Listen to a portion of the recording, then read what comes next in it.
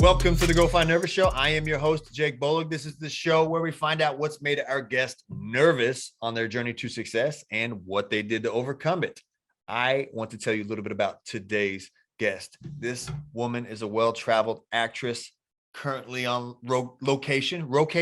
No, she's on location in Bucharest, Romania. I can't wait to see this one come out on Netflix. It's going to be a great show. She's a wonderful human being. I learned so much from her. I think you're going to learn stuff from her as well. Naomi J. Ogawa is our guest today. So let's join this interview in progress now.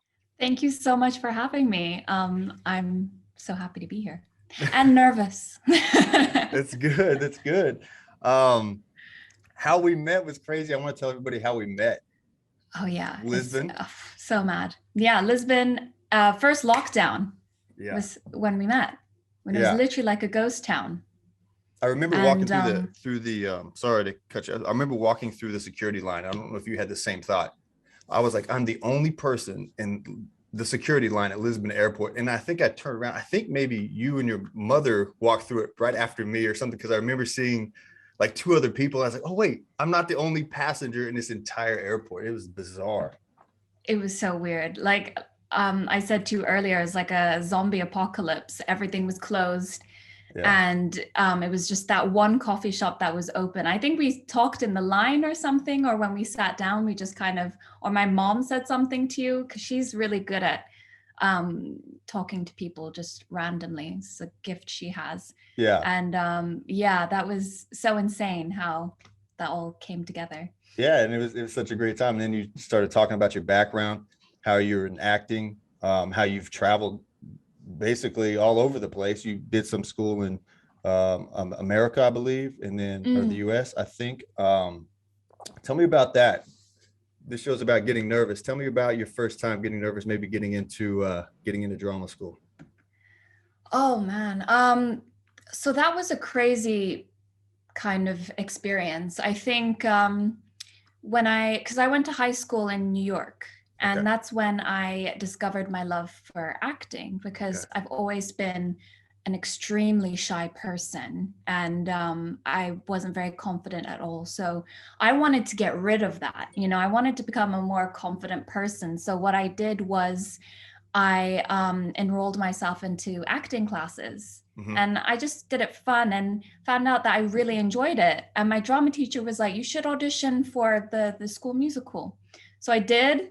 And I just wanted to get, part of a tree or weeping willow or something. And he ended up something. Just something, and he ended up giving me the lead. And I was like, what? Why? That's so crazy. Yeah. And you know what I thought, the first day when we had the show, I thought I would freeze, and it was crazy. When I got on stage, I was perfectly fine. And I had the best time. I had so much fun. My mom came to see the performance, and my mom's a really a tough love kind of mother. And she says it how it is. So she's 100% honest with me. And I remember after the show, we went for dinner, and she said, I really think you should pursue this as a career. You look like you were having the best time, and I think you should do what you love to do, Wow, good if advice. This makes you happy, I support it 100%. All I ask is that you give it 100%. And from that moment on, I was like, I'm going to pursue acting. I'm going to be an actor. And then I actually met an English director in New York, and I had lunch with him. And he said, if you want to become a really good actor, you should train in London, because there's some really good drama schools there. So, and it would have been easier for me because I have an English passport anyways. So I flew back to London. I thought, I'm so talented. I'm going to get into any drama school. I probably wasn't that confident, but I just thought, oh yeah, how difficult could it be to get in? I got rejected everywhere. I auditioned at like probably 10 drama schools, got rejected everywhere. And I got nervous. I thought, oh my goodness, I'm never going to be an actor. Yeah. And I remember one audition, they were like, you should just stick to amateur acting. Wow. And that hurt. I was like, oh my God, can you imagine? And then in the second year, I thought, you know what, I'll just do a foundation course. You still have to audition for it, but it's like a 1-year taster to drama school. Okay. And I did that at Drama Center, which is a really amazing, prestigious drama school. And I did that for a year, realized I really loved it. I couldn't leave. And that was another fear of mine. What if they don't accept me? You know, I felt like my life would be over because, you know, I really wanted to go there. And I loved the fact that they were all about kind of breaking the actor, building them back up, getting you out of your comfort zone. There's no time to be shy or embarrassed. You just have to go for it. And they just say it how it is. And I thought, I need this kind of tough love if I'm ever gonna get through like self-doubt, fear, and insecurity. How old were you when you were going through this? If you don't mind. When I went to drama school, I was probably like early 20s, like 20, 21.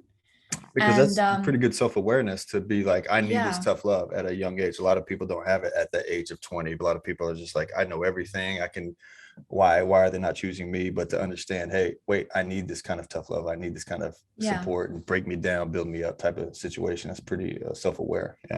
Yeah. Well, I was always very tough on myself. So I always wanted to become better. But the problem is that it is a good thing to be tough on yourself, but I was being tough on myself in a negative way of talking down to myself, which isn't constructive. So if you realize that there's areas in your life that you need to improve, or you want to build your confidence, you need to do it in a loving and nurturing way rather than tell yourself you're not good enough and you have to do this and that, because then you end up not doing it. Because you never think you're good enough to follow through. To make it happen. That's great. That's great advice. I know in the past I've definitely had I'm tough love on myself as well. And if I get too nasty with myself, I have to correct myself and be like, no, don't talk to yourself that way. So it's really important. And I think that was when I finally got into drama school. So I got into Drama Center. Okay. After I still auditioned everywhere, got rejected everywhere, and I saved this audition for the last. Okay. And I got in, but I didn't get in because the reason why I got in was because I think I let go. And the other auditions, I was trying so hard, trying too hard, and you could see the desperation.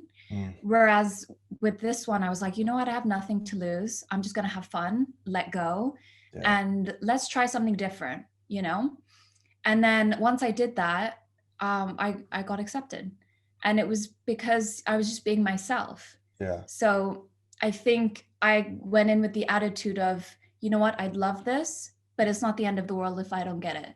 Whereas with the other auditions, I was like, I want this so badly, like, you know, this is my whole life, and, you know, kind of energy. So you kind of released all the attachment to anybody else's opinion. You're like, I'm just going to do what I love to do, what I'm supposed to do. And if somebody, regardless of what anybody says, it doesn't matter to me. Yeah. And I literally had the best day ever. That was, it didn't feel like an audition. It felt like I was going to a workshop, and I was at a workshop the entire day, just having the best time. And and so when I got in, I think the hardest part was, and everyone says the hardest part is getting in. It isn't getting in. The hardest part is staying, because it really tests your confidence, your self-worth. And also, you know, it pushes you. You'll get compared to other actors, say, why can't you do it like this actor? Or you were shit in that scene. You know, you can't do Shakespeare. Or they'll just be so cutthroat to you that you have to have a certain amount of confidence. And that's why affirmations really helped me. You know, knowing that you're enough and you're doing enough. And and if you're, especially when you're having a bad day. You had to take this with a lot of negative energy. You had to bring a whole bunch of positive and overcome that. It's always better in my opinion to do just that. Don't try to do away with the negative. Negative is always going to be available if you're looking for it. it's like, let me get some positive and put more positive affirmations into it. So now while in school, now you dealt with some other stuff that turned to be kind of a challenge for you, right? With Yes. So yeah. yeah, well, so I'm biracial. I'm half Japanese, half English. Mm-hmm. And you know what, the interesting thing about my year was that we didn't have much racial diversity. And I was the only kind of foreign girl on the course. Mm-hmm. And I noticed that I always got the small parts. Yeah. And I noticed that it had to do with my ethnicity. And there was always kind of talk around it.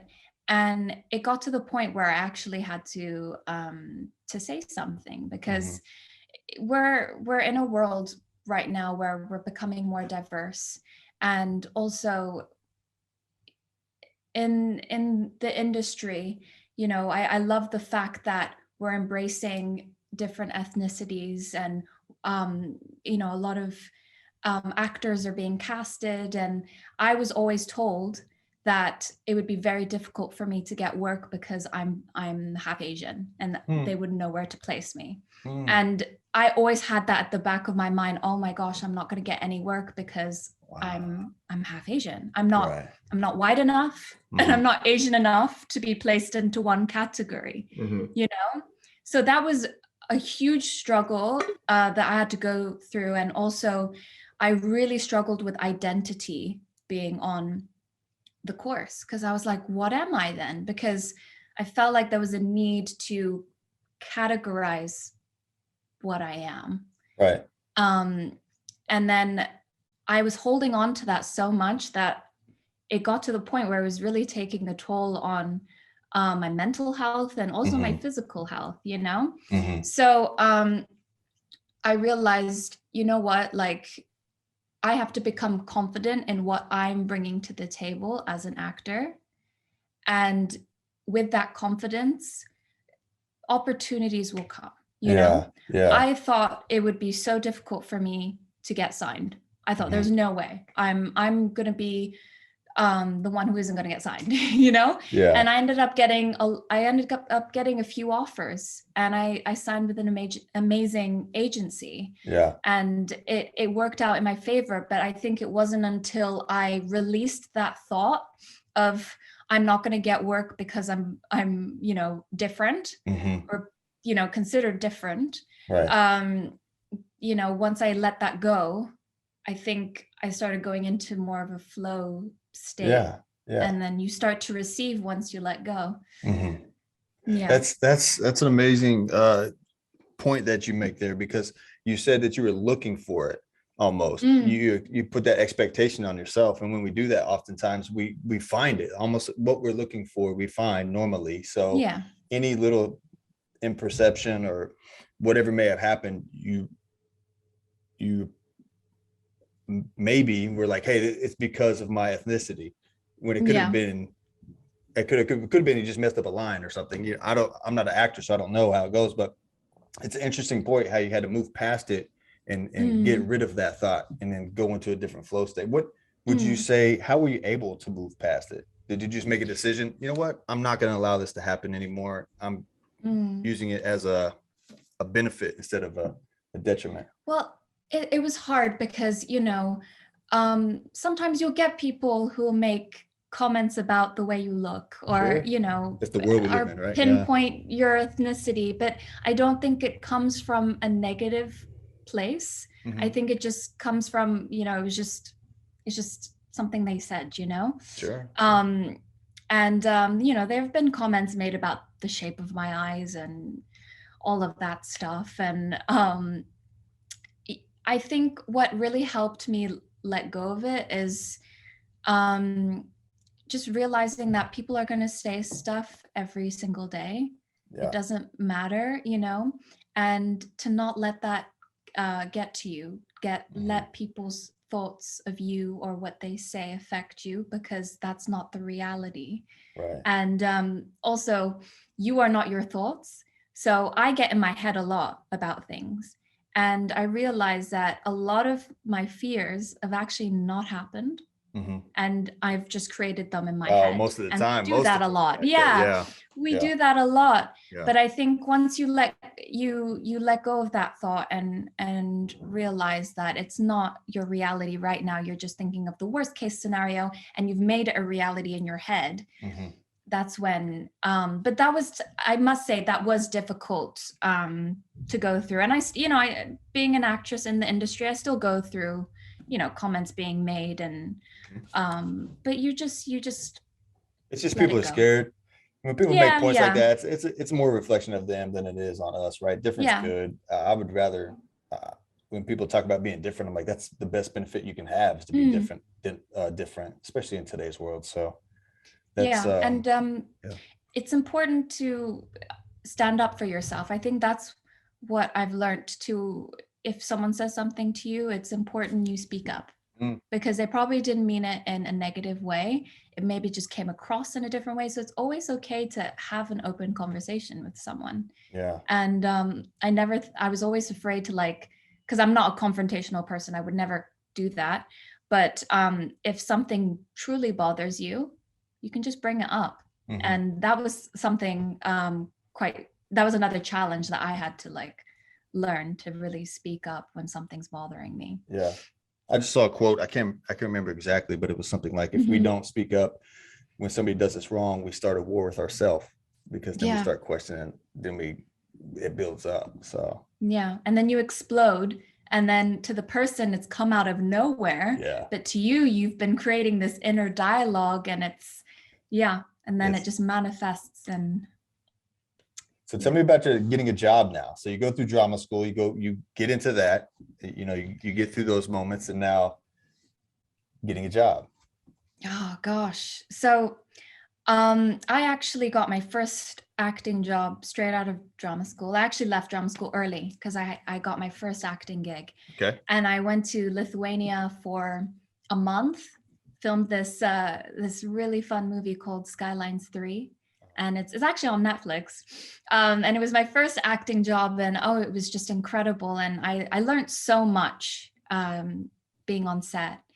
And obviously that was nerve-wracking because I didn't want to mess up. I had lines too. I'm in it quite a bit. So I thought, I can't mess this up. And I think I would have had more fun if I wasn't so nervous and stressed out about doing a good job. I think it's just about doing the work, letting go, and just having fun. Yeah. And then from that moment on, it was just, because COVID hit, it was dry, no jobs in sight. Everything shut down, right? Yeah. Everything shut down. Yeah. It was, it was awful for everyone, and for actors as well. Yeah. We couldn't film anything. And I finally landed another job, and it was for an HBO series. And I was so excited. It was straight out of a lockdown. And then we entered into another lockdown, and it was canceled. So, can you imagine?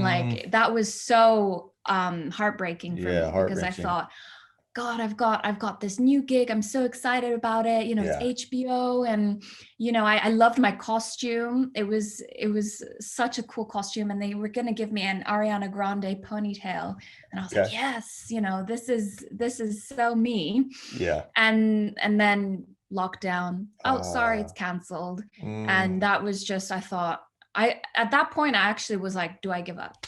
Because what do I do?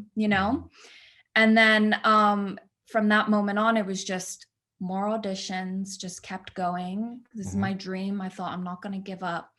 And then, God, over the summer, I reached a really low point of, I have no work. What do I do? I was really so upset about it. I thought, what do I do? And then the audition for this Netflix show comes through for Wednesday. And I thought, you know what, I'm just going to have fun with it. It's a great gig, but I'm not going to get it. I just thought, okay, I'll have fun with it. Yeah. Because I genuinely thought there's no way. And so I did it. I was so happy with the tapes, because now you have to do self tapes and you send it off. Okay. And so I did it. And then the next, I think, few days, my agent called me and was like, oh, they really liked your tapes. They want to do a chemistry read. And I was so excited. I thought, oh my goodness, this is the universe having my back right now. And then I had to do it through Zoom, and I totally messed up my chemistry read. It was awful. I was so nervous. It was self-sabotage at its finest. Like really, after that meeting, the whole meeting lasted like 5 minutes. Shoot. After the whole meeting, I was like, I blew it. I don't have this in the bag, for sure not. And my agent called me the next day and he was like, oh, do you want me to rip the Band-Aid off? I was like, yeah, just do it. And he's like, you didn't get it. But they still haven't found an actor to play this part. Yeah. And my agent was like, yeah, so you might still have a chance. And I said to him, is it worth me doing another tape? And he was like, we can try, but highly doubt, they're going to see it. Yeah. I'll send it out if you send me a new tape. And I was like, okay, I'm going to fight for this. I'm just tired of hearing no's. So I actually went home and I just stumbled across this YouTube video of Chris Hemsworth. Okay. And it was about his audition for Thor and how he messed it up. Because I was watching on YouTube, actors messing up their, auditions just to feel like, misery other loves actors company. Mess up too. Yeah, exactly. Yeah. And his story was like really, really motivated me to continue sending tapes, because he said that he messed up his audition for Thor, and his brother was actually in the running, and he was in the top 4, and then they were all axed. And they still couldn't find Thor. So he thought it was a perfect opportunity, because he knew this part was for him, to send another tape out to kind of be like, listen, I can do it. I was just nervous, or I don't know what happened in the audition. So he actually did a self-tape with his mom. He sent it out, and that's how he became Thor. Wow. So I thought, if he can become Thor, then I can, become Yoko. Yeah. So I sent a tape out, and they're like, yeah, we're interested, but we want you to do it like this, take a different direction.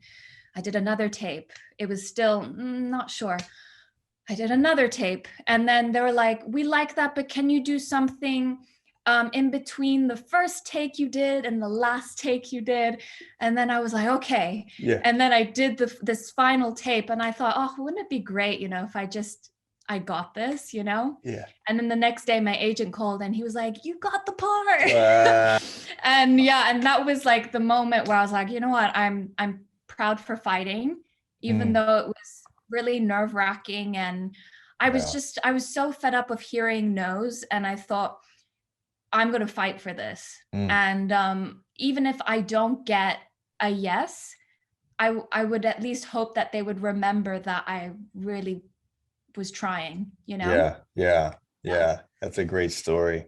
So what are you doing? We got a couple minutes left here. What are you doing to find nervous now? Or is it just you're working on your current job, and so you're not really getting uncomfortable, you're just getting into the job? Or are you doing anything right now to get uncomfortable? Oh man, this whole time it's been the most amazing experience, but I've been the most uncomfortable in my whole because I'm in a foreign country, and I've had a lot of, you get a lot of time off as well.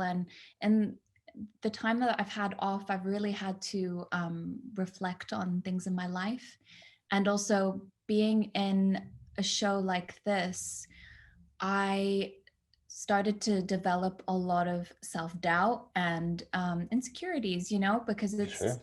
I was like, oh my God, am I doing a good job? You start getting in your head.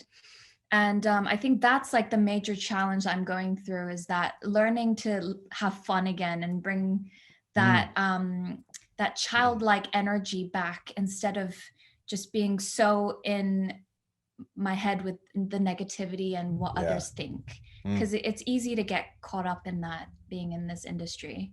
But it's been amazing so far. I think it's, if anything, I've grown the most throughout this experience, and I'm still feeling like I'm growing and learning. That's Yeah. fantastic. Yeah, that reminds me of a some quote. I cannot remember who said it, but they said when things get crazy, it's because our world gets big. And when we get our Mm, world small, we can focus on one thing. It makes it a little bit easier. And that's I can see where if you're in a show and all these things are coming at and you want to do a great job, you want to do the best you can, how it can there's the self-doubt can creep in. So how can people follow you? How can people follow you or what you're doing or go see what you're putting out? This is a really cool story. I'm definitely following. oh, well, I so I'm in a show right now called Wednesday, and it's going to be on Netflix. I have no idea when, Uh-huh. but it's basically, in short, kind of like an Addams Family spin-off. So it's centering Wednesday Addams, Oh, okay. I got you. and I'm playing a vampire in it, which is very Okay. exciting. It's fun. It's a fun A role. really cool gothic vampire, and yeah, I think it's going to be incredible, and I can't wait to watch it, and I can't wait for everyone to see it. So definitely keep your eyes peeled for that. All right. Well, Naomi, thanks for being on the show, and I wish you the best of luck. Thank you so much for having me. Hey, one last thing before you go, leave a comment. Which example did you most align with from today's show? I'm curious. I want to know. Also, if there's somebody that you want to find out what's made them nervous, leave their name in the comment. I'll try to get them on the show. Follow me on social media at Jake Bolig. Follow the show at Go Find Nervous. And if you don't mind, subscribe. It helps me out the whole algorithm thing. I appreciate it. I'll see you next time. Go Find Nervous.